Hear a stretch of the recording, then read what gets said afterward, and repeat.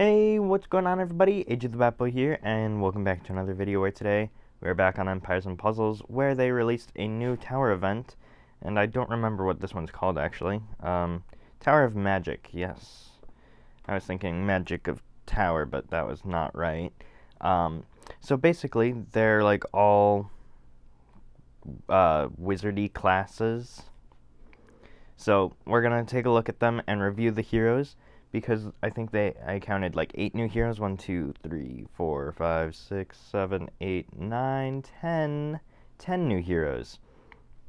And some of them are really cool, others just don't meet the mark I was expecting. These seem just as overpowered, if not more overpowered, than Ninja Tower, and they have a different mana charge set. So let's take a quick look. Real quick, I'm not gonna even try pronouncing some of the names. There are a few that I will, but most of them I'm not going to worry about pronouncing. We have Wizard Chick, and that's what I'm going to refer to them as. So, they have 2 new things. They have, well, I shouldn't say only 2, but they have a bunch of passive ones. I think there's 4 or 5 new passive abilities, and then there's the Wizard family. So let's real quick take a look at the Wizard family. Family bonuses, blah blah blah. So 2 to 3 heroes is a 25 to 50% chance to cast plus 5% mana generation stack on a random ally when this hero casts their special skill. Max is 10, which is really overpowered, because the max of 10, that's plus 50 mana generation, and since it's a stack, it never ends until the hero dies. So that's really, really good. You could go from a slow to basically a fast with that, actually. Add in the mana troop, you're almost at a very fast. It's very overpowered. Moving on next to the passive, damage on full charge. On a fully charged special skill, this hero has a 50% chance to deal 100% damage to all enemies that are not of the dark element, which is actually really good, because I don't know if it's only the turn that she gets full cast, but if it's not, and it just whenever she has it, that is so overpowered, because you can just keep her at 2 the entire time, and she will just hit endlessly until you need to heal, which is really cool. So let's check out mana charge 1. All enemies get minus 15% attack for 3 turns, and all enemies get minus 15 defense for 3 turns. All enemies receive 159 poison damage over 3 turns. Not too bad, not too bad. Not the best, but again, it is a level 1, so you can't expect too much. Mana charge 2. All allies get plus 50 attack for 6 turns. All allies get plus 63 defense for 6 turns. All allies regenerate 1,218 HP over 6 turns. So, she is now the highest heal over time healer in the game, technically speaking. Although some would say Dr. Lindenbrock, or whatever her name is, from Underwild, actually heals more, because she can literally have an endless heal. I don't know, it's interesting to think about. But she, like, that is so good. She has the most base healing in the game, technically speaking. I shouldn't say base, because, I mean, it is damage over time, or heal over time. Anyway, she's really good in my opinion. I don't know if I would want her. There's a few other purples that I would prefer, but she is not bad, and I would not complain if I got her. Moving on, we have another wizard, Millennia, and that's what I'm going to call her. So, she has same thing, magic family, but a different passive. Mana on full charge. On a fully charged special skill, this hero has a 50% chance to give 25% mana to all allies that are not of ice element, which is insane. That's a quarter. every time. So if you put her in on like a team that blue isn't really effective on, but you have another color that's like really slow but super, super effective, just put her in there a couple times. 50% chance. At most, you'll have to do 8 full ones before she, does whatever. And it's not that bad. She honestly is one that I really kind of do want. So, Mana Charge 1 recovers 20% health for all allies, cleanses status ailments from all allies. So, not the greatest heal, not the worst. That still goes to Grazel. But Mana Charge 2 deals 390% damage to all enemies and dispels buffs from all enemies. So she is not only the equivalent to Cobalt, basically, but she also heals and cleanses, which Cobalt does not. So she is actually really overpowered, in my opinion, slightly better than Cobalt, and that's why I really want her. She is just an overpowered hero. I see her being used a lot. I don't think I gave her a grade. We're going to give her a grade of B, because she's great and all, but her Mana Charge 1 is just not sufficient to be an A. I would give Millennia here an A, because she just has too much power behind her. Her mana speed is magic, not even charge. Wow. Although, actually, wait, now I have to check. Where... I don't... Yeah, it's charge. Why is there's magic? That's so weird. Anyway, moving on to Anton. He has a different passive as well. Health recovery on full charge. On a fully charged special skill, this hero has a 50% chance to recover 30% health for all allies that are not of nature element, which is overpowered. 30% health? That's like better than some healers. That is insane. And that's just for charging him fully. That's not even his special skill. Do that twice? Oh my gosh. Anton is broken. I really like him. And if you'll notice, I'm really skipping over the stats because I don't care about that as much as the special skills themselves. So, Mana Charge 1 deals 185% damage to all enemies. Each hit has 50% accuracy. All enemies receive 92 poison damage over 2 turns. Which, the special skill of him isn't really that overpowered, and I would say it's actually really weak. But, with the full health, or not the full health, with the full mana thing, level 1 charge doesn't even matter, because you're never going to go for the level 1 charge. Level 2 Mana Charge. Each fallen ally has a 34% chance to get revived with 30% health. All allies regenerate 405 HP over 5 turns. Like I said, there is no reason you would ever want to go with number 1. Like, unless you literally just need to attack and you already have like 7 healers, fine, but he revives. Like, I want him because I want a 4-star reviver. Like, honestly, if I could get him in Millennia, I would be happy, because he's really good. For a 4-star, honestly, even now, he still seems pretty useful to do, like, the 4-star monthly event quests, especially as they're rolling new ones out, which I'm still not a fan of. But as the things are getting harder, it's good to have someone who can revive and heal and give more heal, and their mana doesn't get affected because they're a clerk class, which is really good. I definitely give Anton an A for a 4-star. Moving on, we have Crystal Ball, if you will.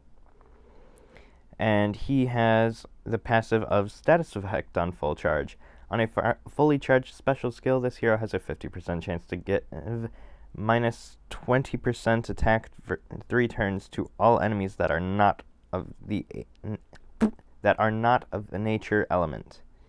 Jesus Christ, I don't know why I couldn't say that. Moving on. Mana Charge number 1 deals 235 damage to the target, deals 470 to the target if the target has less than 50% health remaining. Which, holy cow, that's going to be good damage. I like that. Mana Charge 2 deals 200% damage to all enemies, deals 400% if the target has more than 50% health remaining. Now, I don't know what they mean by 400 if the target, because it's an all-enemy attack. So I don't quite get that one. Hopefully it's just a card error and not a, hero error or something that makes it way less cool. But he seems really good. I like him. I would give him a B+, because I still personally wouldn't use him for a while. Next up, we got Cornell, whatever. I don't care. Damage on fully charged, which 50% chance to deal 100% damage to not his element. Right? Yeah. Anyways, the caster and nearby allies get 45% attack and a further 20 increase every time they are hit for 3 turns, which is pretty good. I could definitely see him being used in like rush or buff booster tournaments, or maybe no heal, like really any tournament. But I personally wouldn't use Mana Charge 1 or 2. Mana Charge 2. The target and nearby enemies get 44 defense and a further minus 44% defense and a further minus 4 increase every time they are hit for 4 turns. 6 turns. I don't know why I said 4 turns. So, not bad. It's basically a Brene and Brene costume in that order. Brene is Mana Charge 1. Brene costume is Mana Charge 2. Next up, we have Anesthesia. And she is a part of the damage peoples. She is a 4-star, and if I recall, she's a pretty good one. Summons a Grimorian minion. Summons a minion for all allies with 8% HP and 17% attack inherited from the caster. Which, I mean, not bad. It's not great either. It's not even 130 health. So it's not great, but, it's not bad. Mana Charge 2. Summons a Fiend for all enemies. The Fiend damages the enemy with 43% attack every turn. The Fiend absorbs healing and disappears when it has absorbed health equal to 30% of its owner's max health. Wow. And she's not bad. Honestly, I don't know. I don't see her being used that much, but I'm pretty sure she's one of the only 4-star Fiend givers. So I also see her being used a lot. I think she could definitely be a B, maybe. Next up, we have Doom and Gloom. All allies received shared damage with each other for 2 turns. All allies get 63 defense for 2 turns. Jeez, I cannot speak today. He is also a part of the damage on charge. Right? Oh, I'm sorry. He's the attack down on charge. Sorry. Still learning those. Enemies receive shared damage with each other for 5 turns. All enemies get minus 56 defense for 5 turns. Now, that's good. That is actually good. I don't recall seeing that the first time because I really wasn't reading it the first time. But that's pretty good. I like it.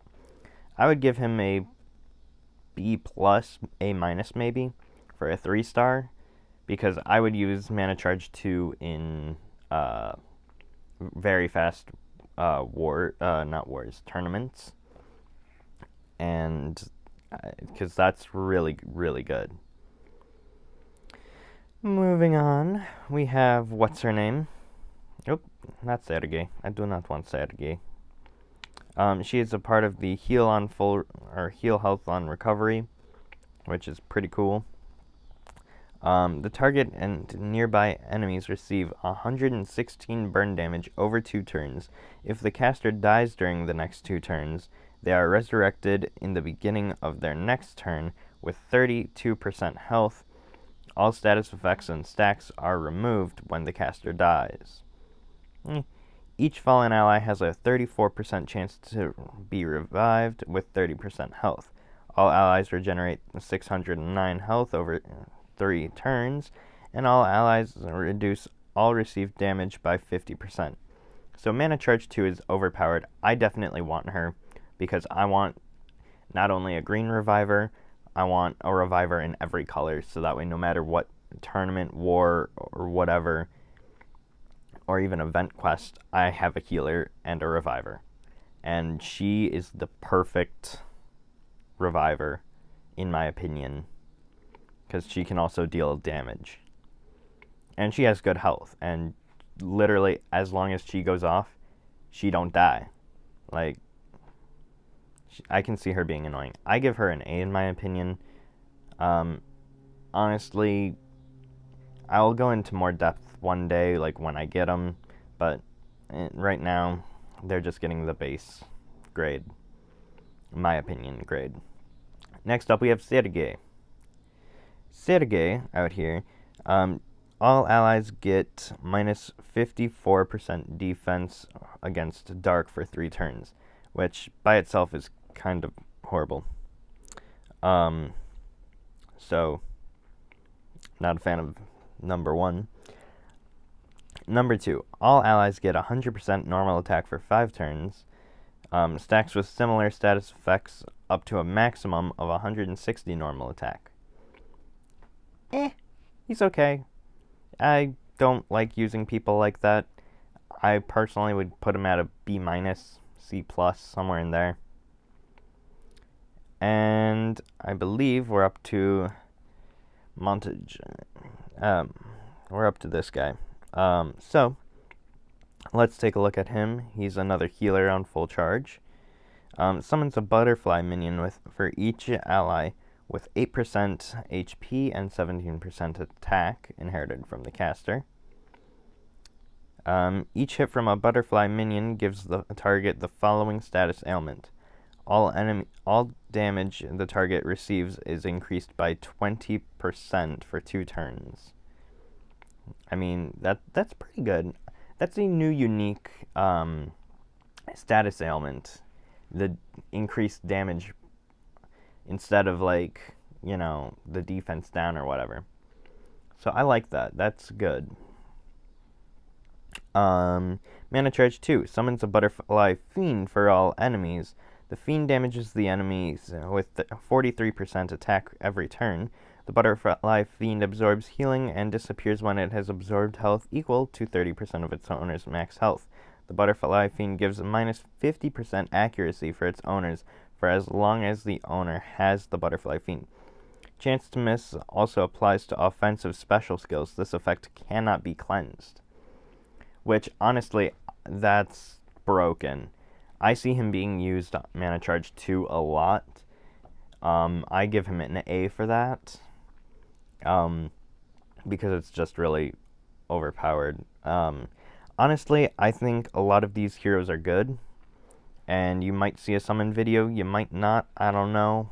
Depends on if I can beat this with ease and move on to impossible with ease. Anyways, that's been my grading. I hope you do enjoy. I do want to hear your thoughts on it in the comments. And I'm sorry I haven't uploaded in a while. I'm kind of focusing on the second channel a bit much. Anyways, thank you for watching. Hope you guys did enjoy. If you did, smash that like button down below. Subscribe if you're new. Leave a comment. I will get back to you as soon as I see it. Share with your friends and family. And hit that little notification bell to be notified whenever I post. Stay healthy, stay safe, and I will see y'all next time. Peace out. Bye.